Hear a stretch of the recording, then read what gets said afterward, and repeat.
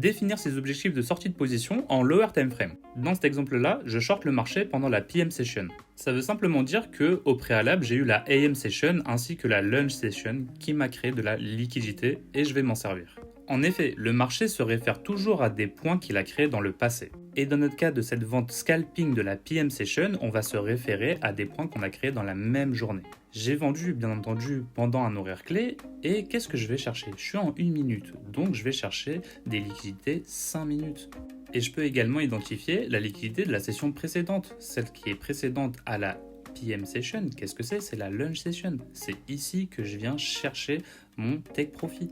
Et ici, la sell-side liquidity de la lunch session correspond à la deuxième standard deviation de mon mouvement que j'ai shorté. Grâce au retracement de Fibonacci, j'ai mesuré la manipulation de mon mouvement pour pouvoir la projeter et j'obtiens une confluence parfaite avec la liquidité de la session précédente. C'est ici que je vais prendre la majorité de mes profits. Mon trade est protégé, je peux laisser courir. Jusqu'à où? Jusqu'à la 3.5, voire la 4e standard deviation, c'est la fin d'un mouvement. Ce que tu vois écrit à l'écran, le fameux terminus. Le trade est clôturé, le puzzle est complété. Profit encaissé au fur et à mesure, 74 points sur la PM session, mais que demander de plus? Si t'aimes mon travail et ce genre de contenu, écoute, la bonne nouvelle c'est que t'as un pouce, et grâce à ton pouce, tu peux appuyer sur le pouce bleu.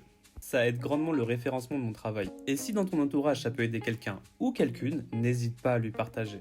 Merci la communauté internet, c'était Yes Indeed pour l'art du trading. Prends soin de toi, on se voit au prochain épisode.